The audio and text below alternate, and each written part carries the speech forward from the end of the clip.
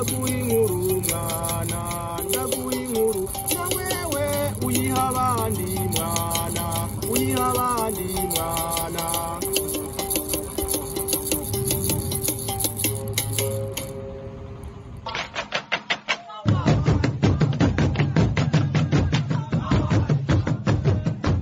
Ikirundi c'abarundi tuyagire sogoko.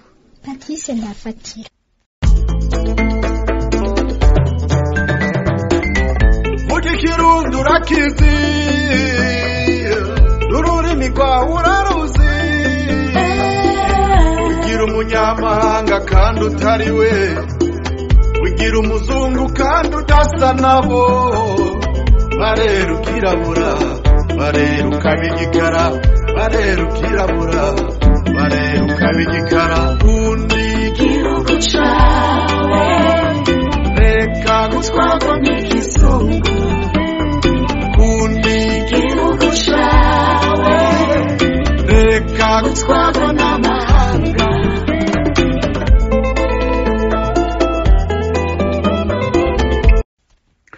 Ino ndwi ni ikiganiro c'ijana 36 c'izina Burundi kikaba kibaye ikiganiro c'97 cyo gukunda no gukundisha abarundi Burundi. Ikiganiro cyo gukundisha abarundi Burundi caheruka cari cyo gutera ivyatsi no guharira ivomo abatimbo bo mu gihugu ca Kenya bari bagiye mu isabukuru ryitwa Nyegenyege. Ni ikiganiro ca kane c'imvugo mbero y'ingena amajambo y'ikirundi akwiye kuvugwa ukundi. Ukamenya ko amajambo maze kuvuga uko akwiye kuvugwa ukundi mu kirundi c'abarundi ari izina umuronzi, izina mwubahwa, izina mwubahirizwa.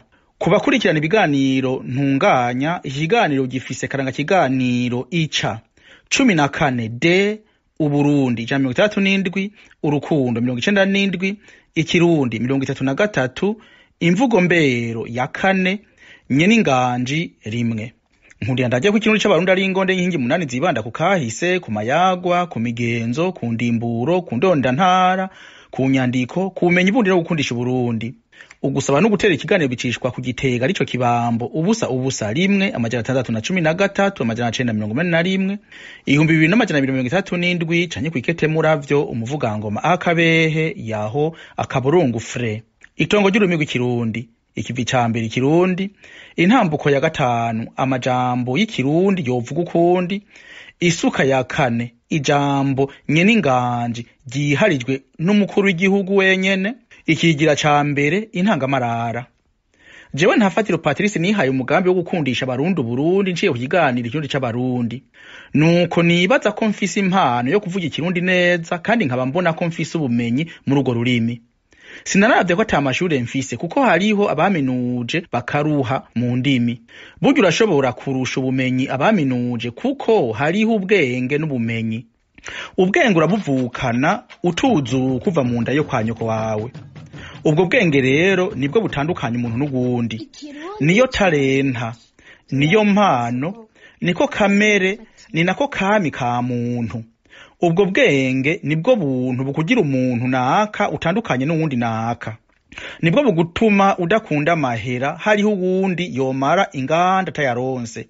Nibwo bwenge bugutuma uheba byose ukaja mu kibira ukaza kugwanira n'ikintu utanazi kuzoshikako, mugabo muri wewe ukihihangiro ko utagikoze wogira ngo nta wundi muntu n'umwe azogikora. Ugaca ubona ko ari wewe ico kintu gihamagariwe. Naho nshobora kurara nicaye nandika ikiganiro kandi niwashaka ntasumvya abandi umwanya. Mugabo nkabona ko noba menje ntabikoze, nkabikora ku buntu ariko wogira ngo nigikonkwana kandi nkabishira ku mwete n'amahera anasumba akazi ka mpemba. Nubwo bwenge butandukanya n'amahasa. Urazoraba n'amahasa aramahasa ntihabura ico batandukanirako kandi niwashaka aramahasa y'abana bavutse ahubwo bafatanye bakaza gufatanurigwa bakorewe hanze iw'umusozi. Ubumenyi nabwo ni zina kintu cose wigiye kw'ishuri. Ishure naryo naho tuba abavyeyi, abo tuvukana, abo duhura, abo tuvugana, abari bo bose na hariho hose turi. Ubwa mbere ubumenyi n'ivyo ari byo byose tumenya kubera tuvyumvishije amatwi yacu. Amatwi. Ubwa kabiri ubumenyi n'ivyo ari byo byose tumenye kubera tubibonesheje amaso yacu. Amaso. Ubwa gatatu ubumenyi n'ivyo ari byo byose tumenye kubera tuvyumvirishije ururimi.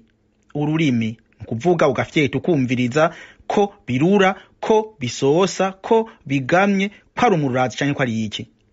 Ubwa kane, ubumenyi n'ivyo arivyo byose tumenye kubera tubikozeko. Umubiri ukabikorako, ukamenya yuko bihanda, bidahanda, bishushe canke bikanye.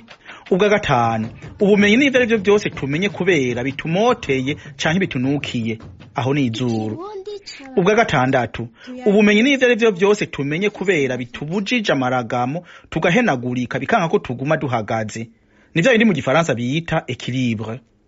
Gushika uno musi abantu babiri bafise amaso, bafise amatwi, bafise izuru, bafise umubiri, bafise ururimi, abo bantu babiri bakerekwa ibintu bimwe ntibashobora kubona kumwe. Kubera iki? Kubera ubwenge twaremanywe twavanye mu nda kwa ba mama. Nyeninganje, aho no kuvuga nyenicubahiro umukuru w'igihugu c'u Burundi, aho yari New York kuwa gatandatu heze igenekerezo rya 2023 Nyakanga mu 2022 yavuze ati: harabaye higanwa Ndumudeje, directeur general. Iryo higanwa ryatsindiye umukenyezi yamenye umwaka wa gatanu agarukira mu wa gatandatu. Muga muri iryo higanwa harimo abarundi baminuje, aba docteur, aba ingénieur, abanzuye amatsinda ya mbere na ya kabiri ya kaminuza baruburo buhuye. Mugabo watsinze n'umukenyezi afise umwaka wa gatandatu mu mashure y'intango y'Imutaho. Reka mpijambo Nyeninganje aheze abikumvishe uvyumve.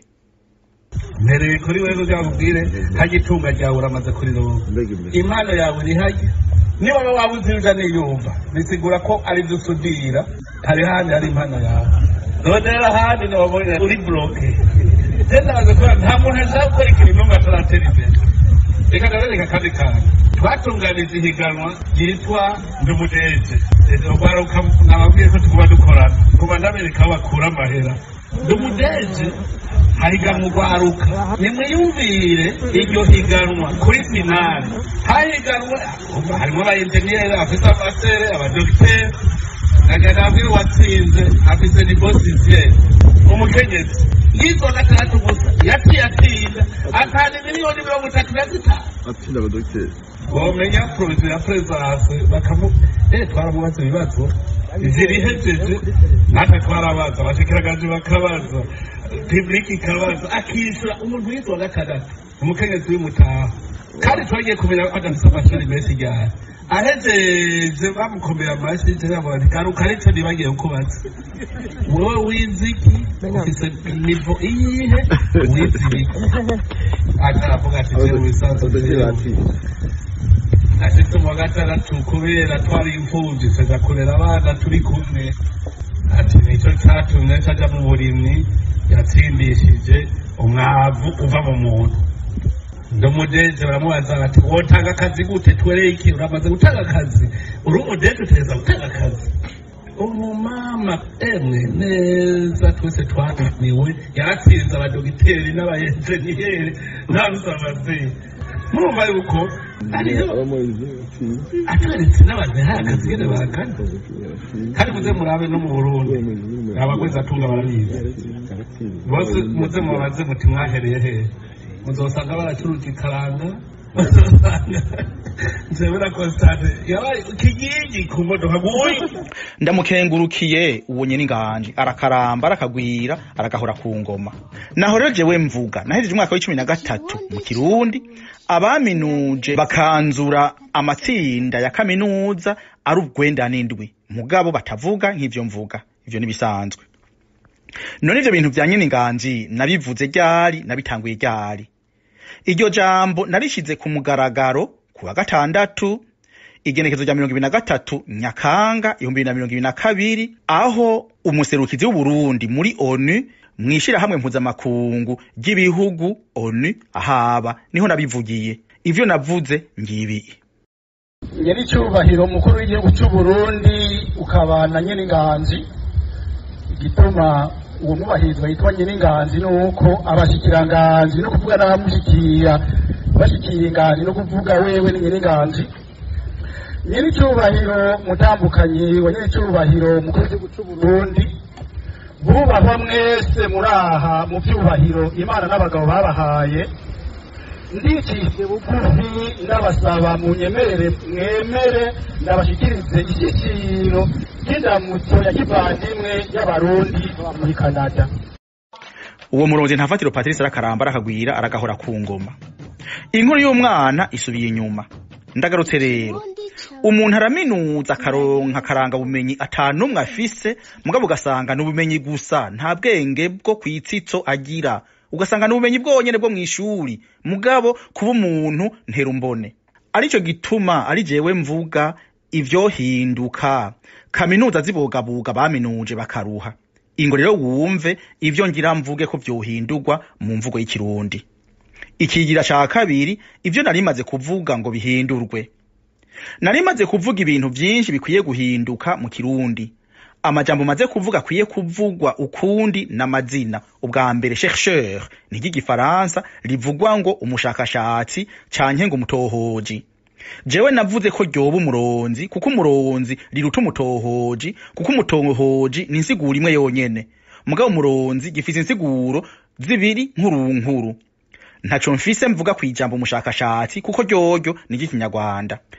Ubwa kabiri narasavye kwizina nyakubahwa rikwiye kuvugwa mwubahwa kuko ntako wovuga ngo nyene icubahiro umukuru w'igihugu c'u Burundi ngo ni nyakubahwa kandi asanzwe yubashwe ubumugaye gose.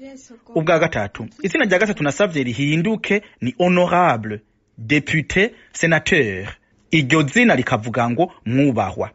Nkiraho nyene nasavye ko ryohindurwa très honorable bavuga ngo nyakubahwa cyane. Wumvise nyakubahwa cyane, très cyane, honorable nyakubahwa.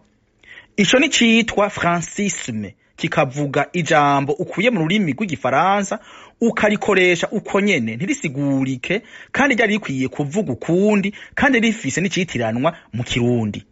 Naho très honorable mvuga nti ni nyeniteka canke mwubahirizwa.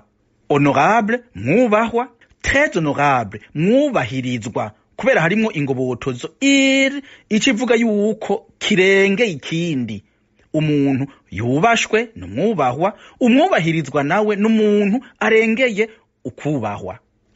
Ijambo rya katanu canke rya kane nje kuvuga ingene ryovugwa mu kirundi ciza ni inganji ryahora ryitwa Republika na nyene inganji nibaza ko giye kwitwa umukuru w'igihugu c'u Burundi rikitwa uwo mwubahwa ari wagitwa wenyene.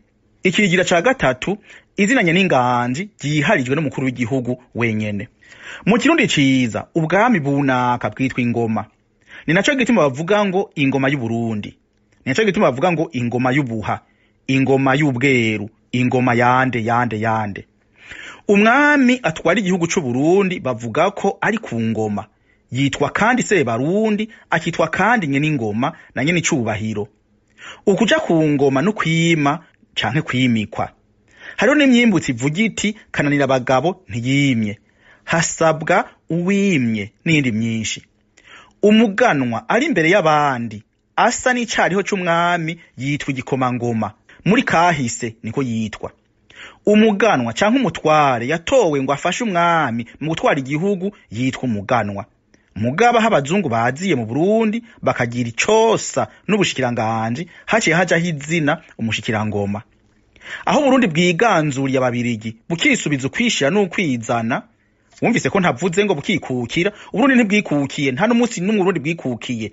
Uburundi bwavutse ari Burundi hama burakwa ubwigenge, burakwa ukwishira n'ukwizana, hanyuma buragwanya abakoroni, burisubiza iyo ntahe. Iyo ntahe rero y'ukwigenga, iyo ntahe yo kwishira ukizana ntitwikukiye. Twari dusanzwe twarikukiye. Umunsi mukuru kwikukira ukwiye kwitwa nawo nyene naco nzokivuga, ukwiye kwitwa umunsi mukuru kwiganzura uwahora tuganje. Ndabandanya rero aho Burundi bwiganzuriye ababirigi bukisubiza ukwishira no kwizana bwari bwatakajwe mu 1993. Umuganwa canke umugabo mukuru yagwa mu ntego umwami yitwa igikomangoma.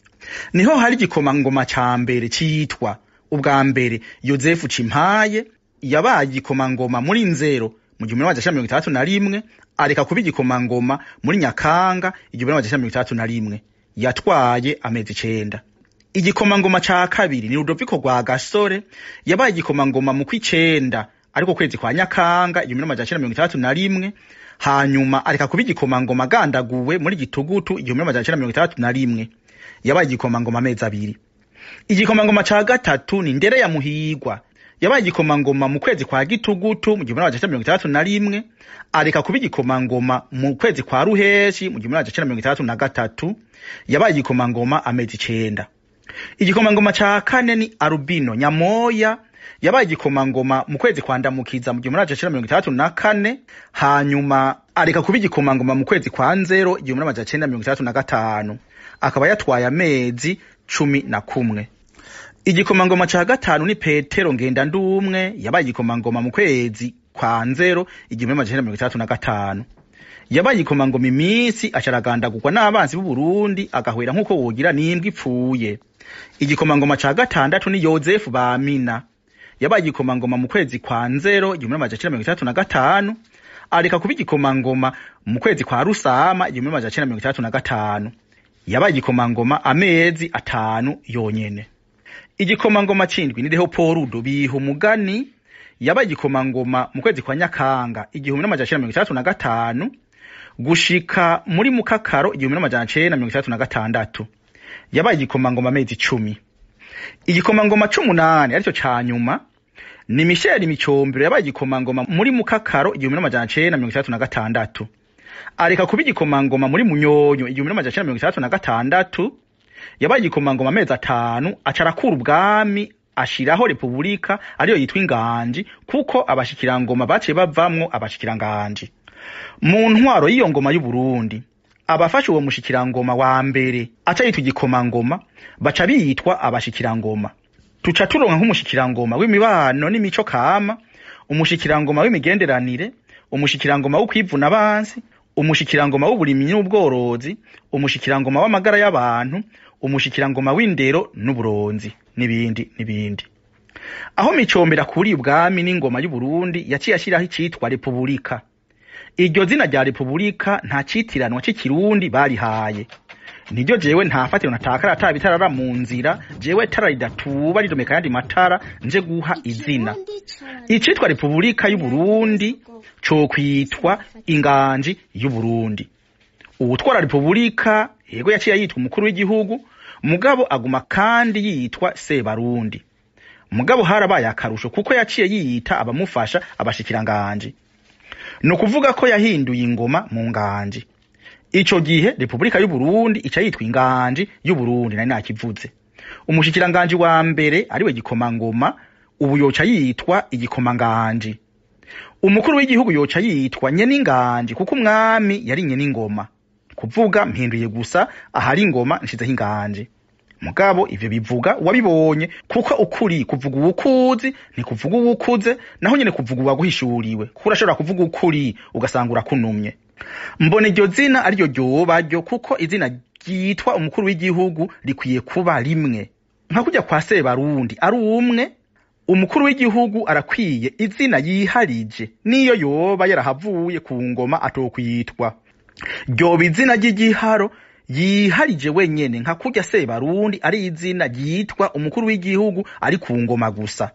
Abubahwa ntibantunganya Silvestre Ndayizeye Domiciano baracariho, baracahema, mugabo ntibitwa na rimwe ba Sebarundi. Nta muntu numwe ashaka guhura na ntibantunganya ngo Sebarundi ntibantunganya. Nta muntu numwe ashaka guhura na Ndayizeye ngo Sebarundi Ndayizeye. Ntibikunda.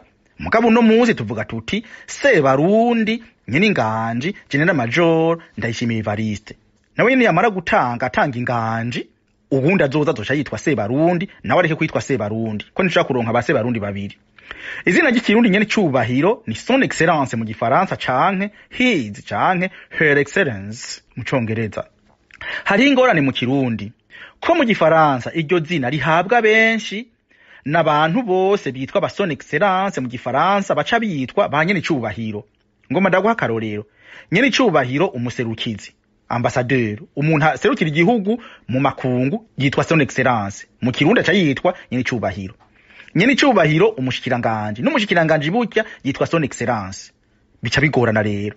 Nyene cubahiro musenyeri mukuru w'Igitega, je mvuze nyene cubahiro musenyeri mukuru w'Igitega kuko je namuki Gitega, ntamvugira iwanje, we nawe navuga ivyi wawe, uzoca uvuga umusenyeri wiwawe, je mvuga umwubahirizwa nyene icubahiro umusenyeri mukuru w'Igitega Ntahimana Bonaventure wacu mu gihe umwami n'abagabo, niwe mvuze. Nawe ni wavuga uwundi uzoca uvuga wiwawe, kuko kuburi wawe nanje nkuburi wanje igihugu cose kizoca kiba ciza cane.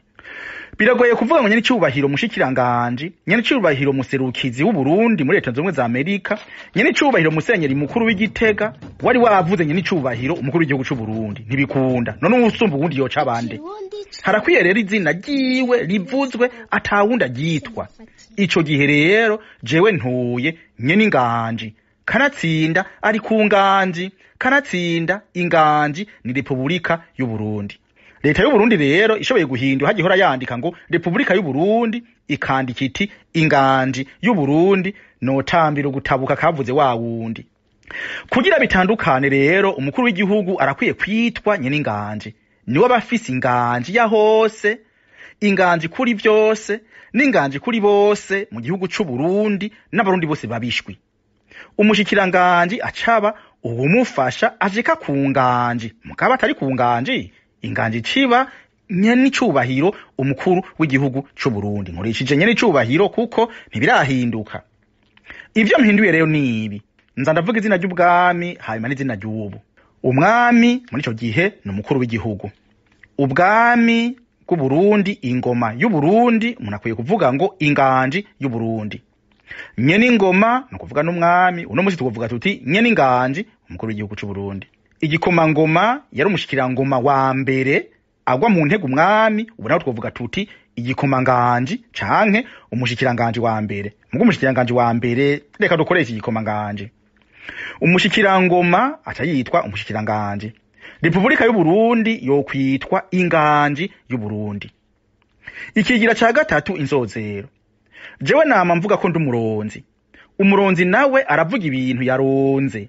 Nukuvuga yagiye kuronda hanyuma akabironga akabishikiriza abamwumva bisukuye. Mu mvugo y'ivyo ndiko ndavuga, umuronzi nuburondera inkuru ayagira abandi nkuko ndiko ndakuyagira.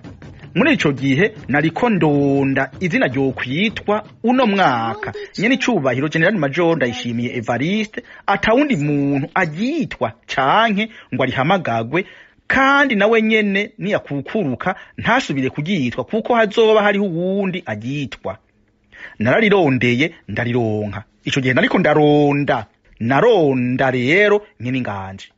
Mu mvugo nyene iryo jambo ndarironse naciye ndarironga ngo ndarikureko umwanda n'ubucafu bwose.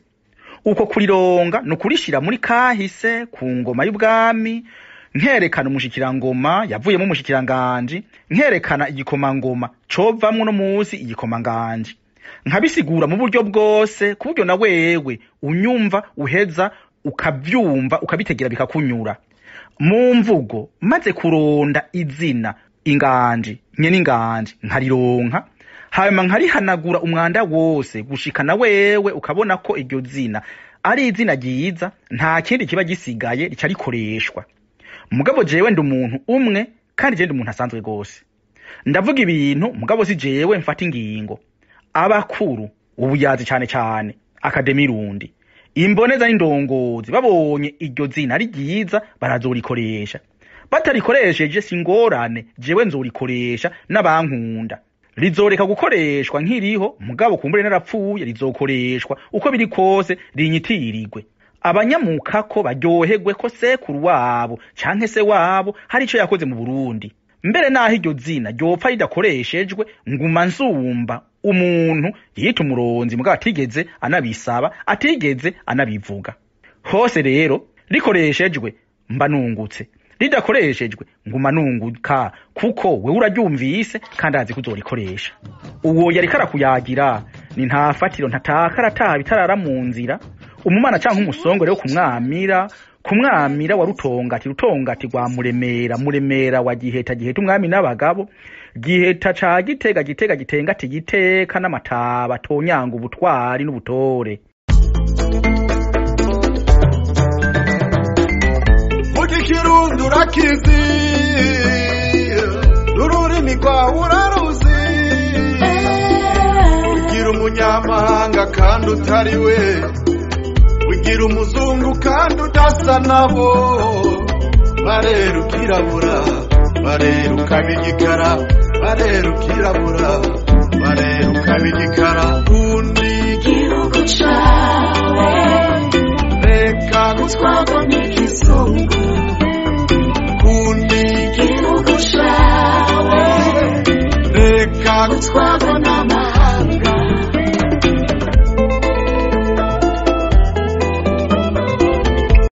Cari ikiganiro Ikirundi c'abarundi mugitegurirwa na Patrice Ntafatiro. Yego, bari hambere